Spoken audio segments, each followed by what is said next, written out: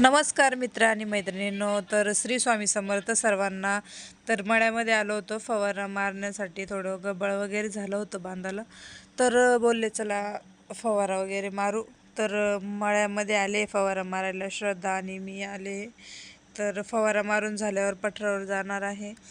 तर चला मग व्हिडिओ काढाल असं बोलले मी पठारावर जाऊन.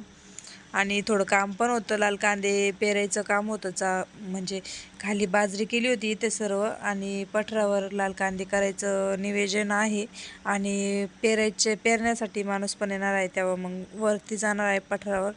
तर चला वरतीच पठारावर गेल्यावरच बोलू आणि बघू सर्व. खूप छान असं वातावरण आहे सर्व. तर चला बाय. बघा तुम्हीच व्हिडिओ सर्व. तर व्हिडिओ नक्की बघून जा. नमस्कार, श्री स्वामी समर्थ सर्वांना. तर फवारा मारून झाला आणि मी पठारावर चालले आता. तर हे बघा,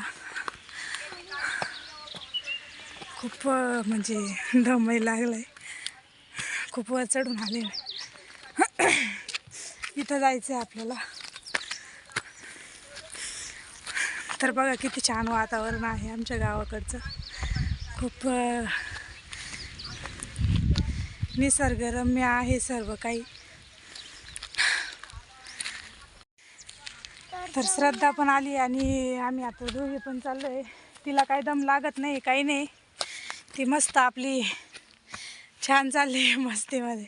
पण मला पण नाही लागत लई सहसा दम. पण फवारा मारला थोडासा. फवारा मारायचा तर बांधायला याला, मग त्याच्यामुळं दम लागला. तशीच फवारा मारून असाच वर निघले. तर चला वर जाऊनच बघू की खाली सर्व काही कसं दिसतं.